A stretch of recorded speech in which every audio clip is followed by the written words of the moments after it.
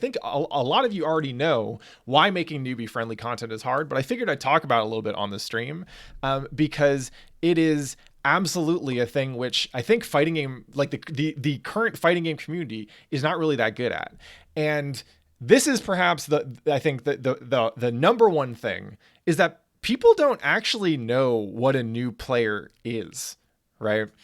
So this is something that we ran into a lot, as you can imagine, in the last year of Caliburst beginner brackets, right? We started out advertising beginner bracket to anyone who was kind of new to Guilty Gear. And what we found is that there's generally two different groups of people who are new to Guilty Gear. There are people who are new to Guilty Gear because they've been playing other fighting games and they heard about Guilty Gear and they wanted to check it out, but they heard it was really hard, or they were intimidated, or it wasn't what their friends were playing, or whatever.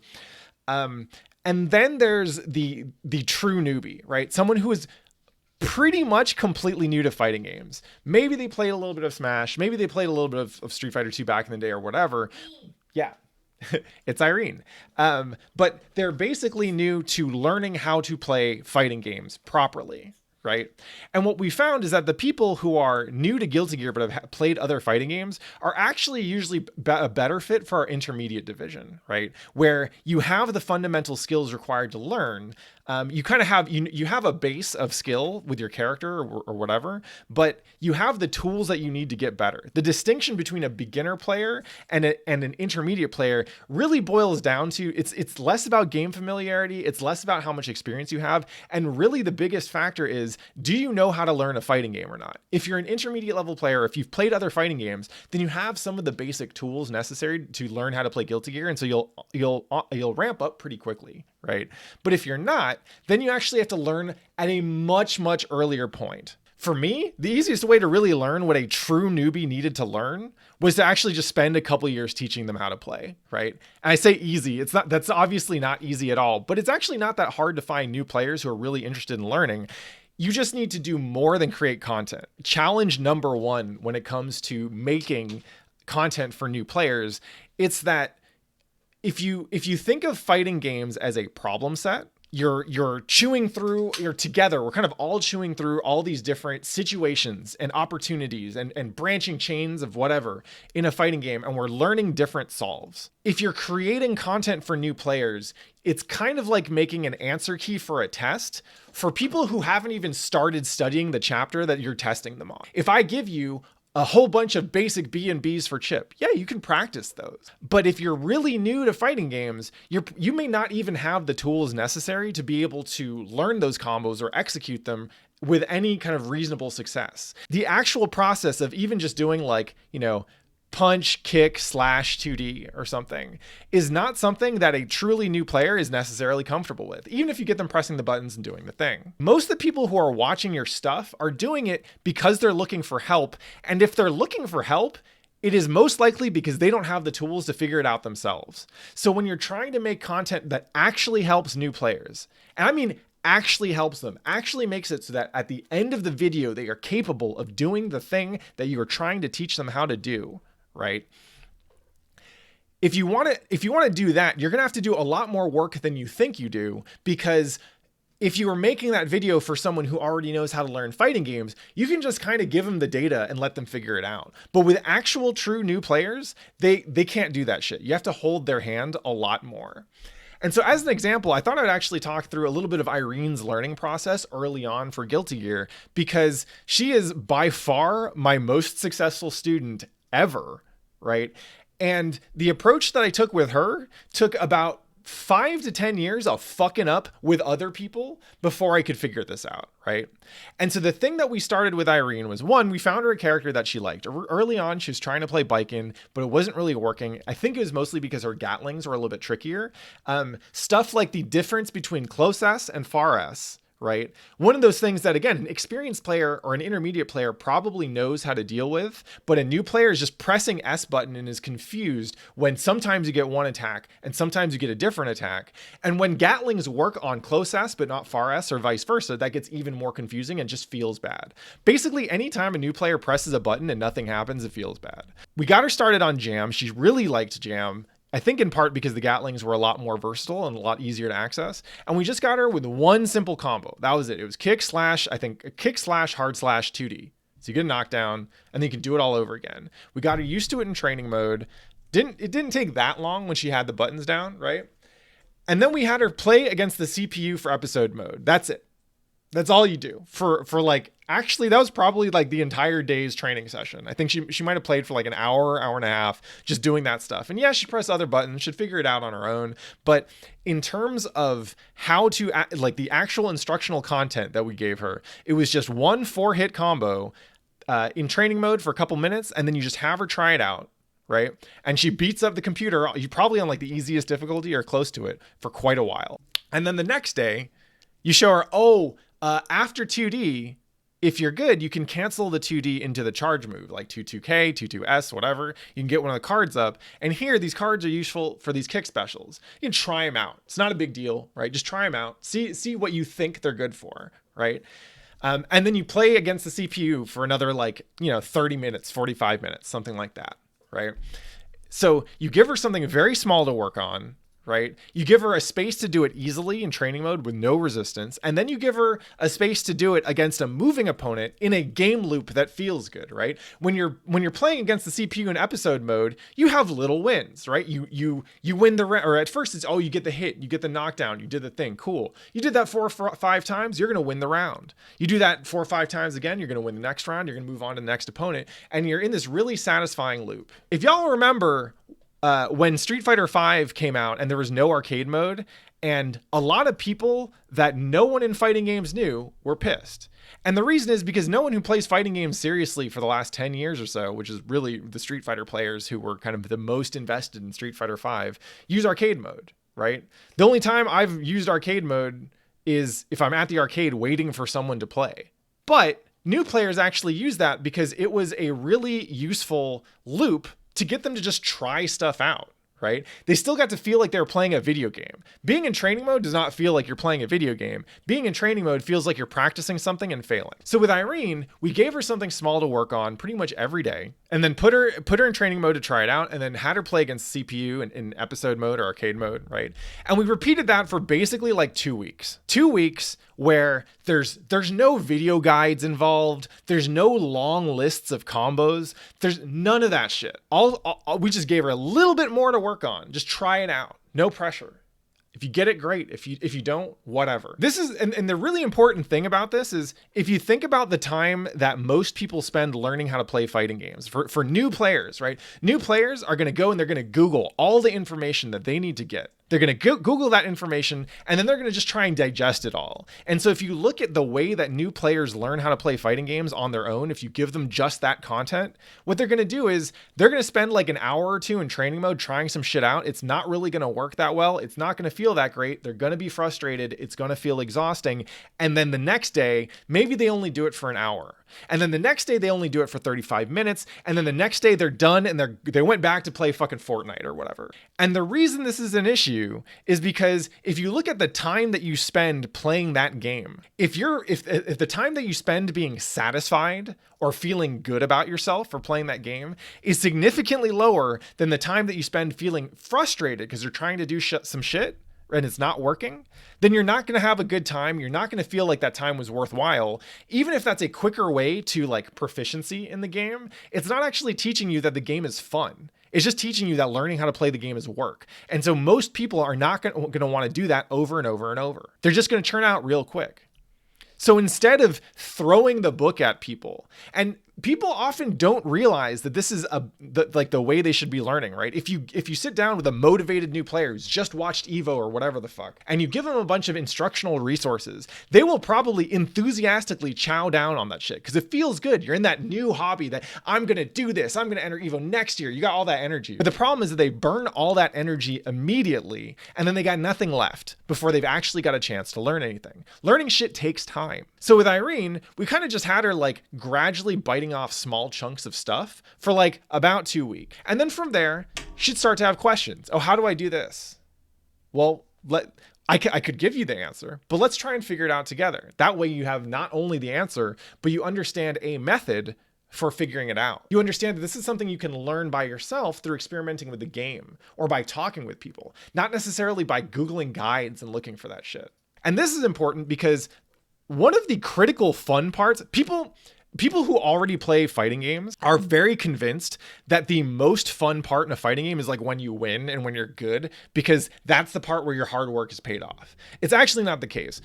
Most of the fun part in a fighting game is seeing a challenge, figuring out what the challenge is, and then figuring out the answer. And the answer that you figure out might not be the best answer. It might not be optimal. It might actually be complete garbage. But because you figured it out, you feel satisfied. This is how video games in general work. If I give you the answer to everything, then I've shortcutted your learning process. I've actually done you a disservice. Now, because there's a lot of stuff to learn in Guilty Gear, it's okay. You don't have to figure out everything on your own. But for new players, they want that feeling of figuring stuff out on their own. And it's good for them because in the long haul, they're going to need how to do that shit on their own. So you, instead of feeding them a curriculum of all the things that you must learn, right? And the right order in which to learn all these concepts. And believe me, I sound contemptuous about this because I've tried it before. I tried it on Street Fighter for a long time. That's why I wrote a fucking book about Street Fighter, and it was terrible for getting new players in the door because I didn't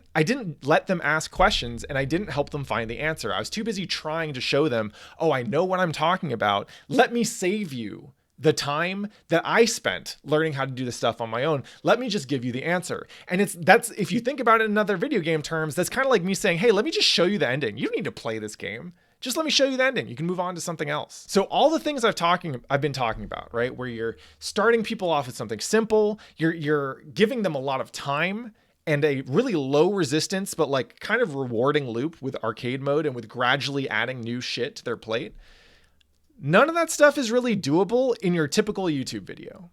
It's why when I do videos, when I do YouTube friendly stuff, right? Like this thing is probably going to end up on YouTube, or some of the drill videos that I did for Chip and for Jam. When I do that stuff, I do it very differently than the typical YouTube format because, spoiler alert, the typical YouTube format is actually terrible for teaching people. It's really good at making people think like they learned something. I've been watching a lot of cooking videos lately. Soa El Whaley, or however you pronounce her name, she's fucking godlike. Love her shit. I've been watching the Pro Home Chef, I think is the other one. I am entertained. I'm entertained because I feel like I'm learning something, but I'm not actually learning that much. That's because while if you are at an intermediate level, you can watch the video and you can learn whatever you need to learn, right? That's what, when we're watching these match videos on stream, that's what we're doing. Once you have the tools to learn, then learning off videos is easy. But the hard part is if you're really new, if you're so new that you're Googling shit or searching on YouTube, trying to find the best newbie video for blah, you're not going to be able to actually use most of the material that you're taking in. You're going to feel like you're learning it, but you're actually not going to be able to apply it that well. So my tip number one for making newbie content is don't do it. It's really hard to do well. It is so hard to execute actually newbie-friendly content. And frankly, when I look at most fighting game content out there, it is made because people want to show off their knowledge and their hard work. They want to be smart, and they want to do that in the guise of making something that's supposed to look newbie-friendly. But it's not. The form, the way that they're actually making the content does not actually help new players. But the problem is that a lot of new players will think it's useful. They'll watch a video and they think that they understand something, and then they open up training mode and they're not going to do it as well as they think they should be able to do it after watching the video, and they'll blame the game. They're not going to blame the content creator because the content creator is a person who they're invested in. They'll blame the game. Which, you know, whatever, like games are hard to learn. Games can't have their feelings hurt. So maybe that's not the worst thing in the world. But in terms of the results, you're going to get a lot better results and value for your time spent if you're coaching people and teaching people like we do on this stream than I think you'll get through like unidirectional content creation, like a video or an essay. So tip number one is, hey, maybe just don't do it. Don't do it unless you're committed to doing it well. Just to keep it focused. So general content is really easy to click on. Oh, here's the guide to blah. Here's the newbie's guide to blah. Here's the primer for this character, blah, blah, blah, blah, blah. General content tends to be really long, and it tends to be less likely to be valuable per minute watch. If I do like a 20-minute, oh, this is everything a new player needs to know about Chip, that video is probably actually not going to be that useful for most of the people who click on it. Because most of the people who click on it do not need to know all those things about Chip. And if it's 20 minutes long, odds are that most of the stuff that's in there probably won't be that useful. If in every 20-minute video, you get 2 minutes of actual valuable content, that's 10%. That's fucking terrible. So if you're going to make newbie content, make it specific. Make it really easy for the people who are watching, who want to watch your video because it actually has the stuff they need. Make it really easy for them to click on it by describing exactly what the fucking video is. It's this combo. It's these drills, that kind of stuff. The more specific you can be with the concept of the video, the more likely it is that the people who need it will find it. And almost as important, the people who don't need it won't click on it because you don't want to waste their fucking time. If you waste their fucking time, you've done them a disservice. You have deprived them of valuable minutes that they could have spent on something else, which would have been more useful to them. And if you'll notice, this is actually pretty counter to optimal YouTube game. Optimal YouTube game is all about writing video titles to make people click, and then getting them to watch long enough to juice your numbers, to increase your ad exposure, that kind of shit. The fact that YouTube optimal practice for serious content creators is actually counterproductive to quality education is a huge fucking problem, but that's neither here nor there. Second tip, explain. You have to explain everything. Novril did a really good job on this post because they asked new players what they were missing. If you're trying to make a new player friendly video and you haven't actually explained to a new player how to do this shit, and I mean an actual new player, right? Go find your cousin who hasn't touched a fighting game in 20 years or whatever, and try and explain to them how to do that shit before you start trying to make a video on it. Because if you haven't actually tried it, then you probably have no idea what it takes to explain to a new player via a video where they can't ask questions and you can't like show them how to do shit with their hands directly, how to do the thing you're trying to explain. So you need to explain in as much detail as the viewer needs to do it successfully. If you're skipping stuff, right, because you're not writing combo notation or input notation down, if you're not explaining things like, oh, from this move to this move is a link, and from this move to this move is a cancel. If you're not explaining the information that a player actually needs to get the thing done, you are doing them a disservice. But you can't explain too much. The reverse of the problem I'm describing is when I see instructional content that goes on and on and on and on and on about other stuff that, while maybe useful to someone else, is not directly useful to the viewer who is watching for the specific topic that the video has been created for. This happens actually in martial arts all the time, where an instructor will be explaining a move or a tactic or a position, a situation, and then they'll go off, oh, and then you could do this afterwards, or you could do this, or you could do this, you could do this other thing. And they're showing off, and it is fun in the moment because you get to feel smart. But the problem is that you're actually giving, as a teacher, you're giving the people who are trying to learn more information than they need. You're giving them more work, not more value. Information is only valuable to a student when they have a need for it. If they do not have a need for something because they're not there yet for whatever reason, then don't try to teach them something. It's just a waste of fucking time. Next tip. This is the last one, then we'll move on. Make sure, as best you can, that the person who's watching your video or whatever it is can do the thing by the end of the video. If that means that you repeat yourself and the video is longer, that's fine.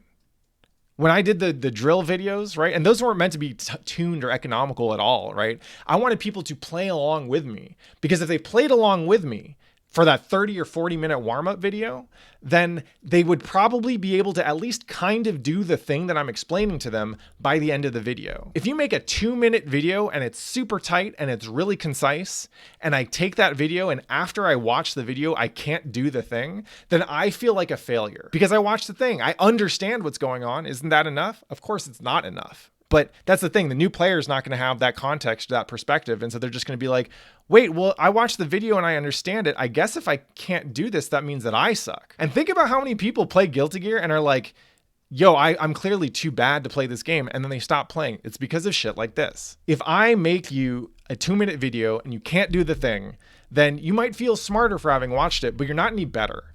If I can make a 10-minute video that you watch while you're trying to do the thing, and at the end of 10 minutes, you can do that thing, then I have made something that is valuable because it got you where you needed to be in order to do the thing. And if you make that video and you're like, this is where you slow it down or watch it again and again and again, it's not going to feel useful to the person who's watching it. So yeah, there you have it. This has been my rant on how to make beginner-friendly content for the fighting game community and why nobody should do it. Thank you for watching. Now I'm going to get, well, actually, before I open up the lobby, does anyone have any questions? I missed out on a lot of chat because I wasn't actually able to read about it. So if people have questions, let's go ahead and talk about them real quick. What do I think of Sajam's 2-minute guide, Sagat? It's a good question. I've seen, I don't know if I watched that specific one. I might have. I feel like I watched something like this. And I thought, since I already know how to play Street Fighter, that's probably fine. Now, I don't know how to play Sagat in Street Fighter 5. I played him for maybe like 30 minutes. But I'm sure that I could take that video, understand the concepts, and be fine. I am probably not. I also could do that on my own in about 10 minutes of training mode. So it's nice for me, but I don't think I should be the audience that people are making content for. I think that if you're trying to make content that helps people get into fighting games, it is far better to make content for the people who need it the most than it is to make content for people who just kind of use the shortcuts. For me, that's a shortcut. Nomad Noah asks, if you have a beginner who's reaching for things they can't execute, probably won't be able to understand, like not to be mean, but just out of their scope. What do you do if they're not in a place where you can easily equip them to understand the thing? Personally, so that kind of depends on your relationship with the person, right? This is why teacher-student is more than just transmitting information. For me, I have no problem telling someone, hey, do this later. Try this thing first. And maybe the easiest thing to do is if they're reaching for something that they can't execute, if there's like 5 things in there that they can't execute, maybe just try and find the thing that leads to the first thing they can't execute. Try and chunk it down a little bit. Yeah, like Irene said, tell them to focus on the step before the thing. My 2 cents on this is because I got ahead of myself sometimes on combos that looked fun that I wanted to do. Someone telling me that I didn't have to worry about that stuff yet was actually a huge relief. And then just focusing on the thing before that, like a B&B or whatever, as like the foundational thing in order to do that thing later was like way more helpful to me. And some people just need to hear, you don't need to worry about this yet. We had a beginner in the beginner Discord who was trying to learn this hard-ass Eno combo on top of 3 other things. And she's totally new to the game. And she was like, how do I do this thing? I can't do this thing. I can't do Fortissimo. And we were like, you can't do the B&B, so you should probably just work on doing the B&B. And she's like, okay, what else should I do? And we're like, no, that's it. Only do the B&B. Like, Eno, as hard as is, just work on this thing. And she was like, oh.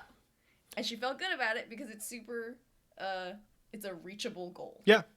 Unsurprisingly, people who play Guilty Gear are nerds. Nerds are usually good enough at school that they're accustomed to having to study stuff and grind stuff and whatever. So the problem with nerds and teaching nerds specifically is that you actually need to teach them to slow down. Because if they're used to cramming for a test or like digesting a whole, chapter of a math textbook or something, that's actually not going to serve you well for Guilty Gear. Guilty Gear is much more a challenge that involves both physical and mental learning, and that shit happens slowly. So, and this kind of gets to Hellrix08's question. How do you recommend avoiding getting too frustrated with the slow path of learning fighting games? A lot of it is just to normalize the fact that it's slow. This shit is not supposed to be easy and it's not supposed to be fast. And the thing about fighting games is that if you're making a fighting game, you kind of have to accommodate, you have to account for both people who have been doing this literally their whole lives and people who just started doing this yesterday. So when it comes to the frustration, some of it is just letting people be okay with the fact that it's slow, normalizing the idea that the shit often takes years to learn how to do, and that you're not going to make progress as quickly as you would in other games. Because in other games, the learning barrier is usually like designed so that you are constantly having these satisfying feelings of learning stuff. Armin asks, my execution in training mode is good, but dog shit online. How do I not fumble during an actual match? How do I focus while in action? Well, frankly, the way that I like to practice doing stuff is if you're practicing, let's say you're doing combo in training mode. First, you do it against a training dummy that's not blocking. And that's how you learn the timing. That's how you learn the basics of the attack of the combo. Then you set the training dummy to random block so that you can hit confirm it. And so you start to learn, okay, if they block, I want to do this. And if the combo hits, then I want to go for the combo. Then you start setting the dummy to like CPU and trying it against a moving target so that you're not just doing the same rote inputs all the time. You have to get the lead up to the combo because that's just as important as the combo itself.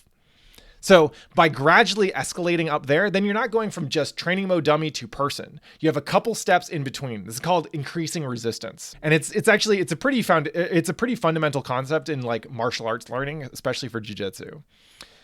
Sanoshi Cross asks, any advice for new players that want to against players that are better than them?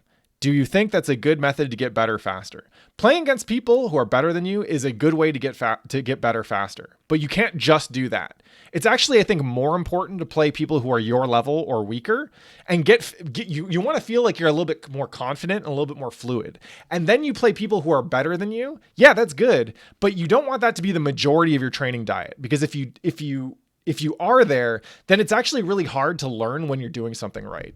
Let's see. Peter says, gonna step out, but I think beginner GG content really needs to focus on addressing pain points because that's all over Guilty Gear. Yeah, absolutely. How consistent should you be with a combo before advancing to hit confirming or CPU training? Like 10 times out of 10 consistent? I don't think you need to graduate from one to the other. I think you can try them all, basically.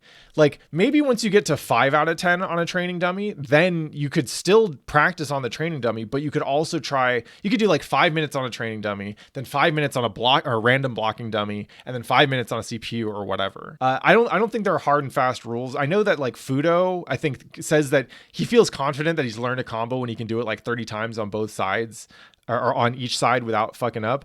I'm not there with like my B&Bs. And yeah, my combo execution needs to get better if I want to get better. But I don't think that enforcing that kind of rule in training mode actually gets you that much better. I think there are many different ways to do it. And again, the more important thing is not, are you getting better faster? It's, are you staying motivated? Because if you're staying motivated, and you're in this for the long haul, then you'll get better eventually. That's right. Fudo is also a professional fighting game player. I'm not a professional fighting game player. We both get paid to play fighting games, but I do not get paid based on my performance, and Fudo does. So he's going to do some shit because he's motivated by that paycheck that I'm not. It's not some Malcolm Gladwell shit. The name is uppercase asks, how can you know if you're learning the wrong thing?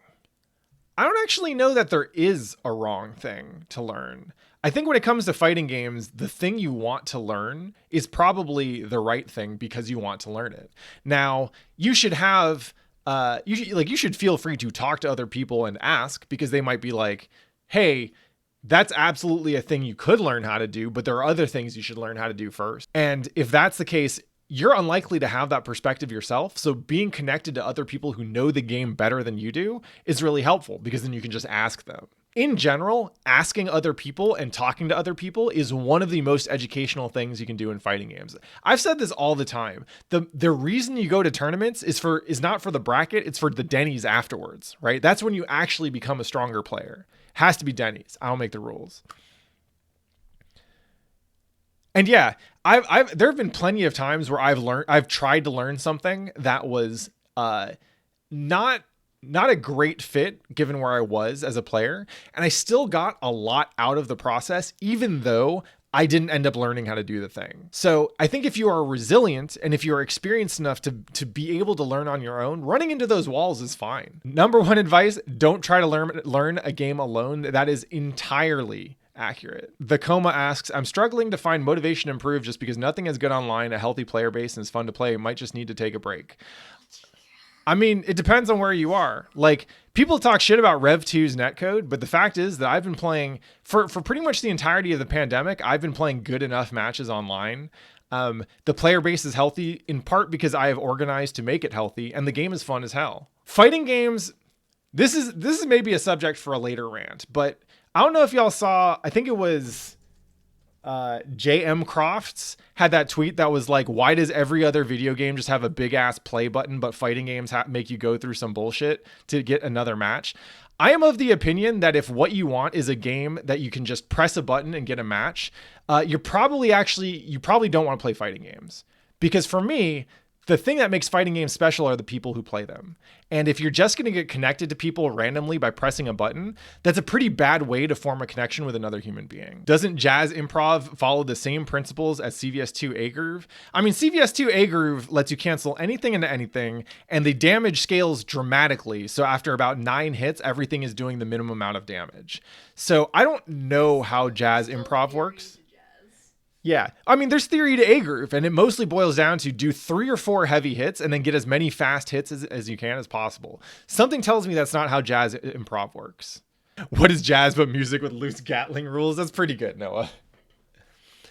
In any case, fact is, like, there's a lot that can go there's a lot that you need to have a satisfying fighting game experience, right? If you're playing it with people who are cool and that you like, that's really important. Lag is actually, it's important, but it's not as important as having people who you can play with that you know and like. And if you don't know people that you like who play a fighting game, you can either try and meet people that you think are cool and play a fighting game that you're interested in, or you can get people who you already know and like to play fighting games, which is why so many fighting game players, like me, end up spending their time getting other people to play fighting games.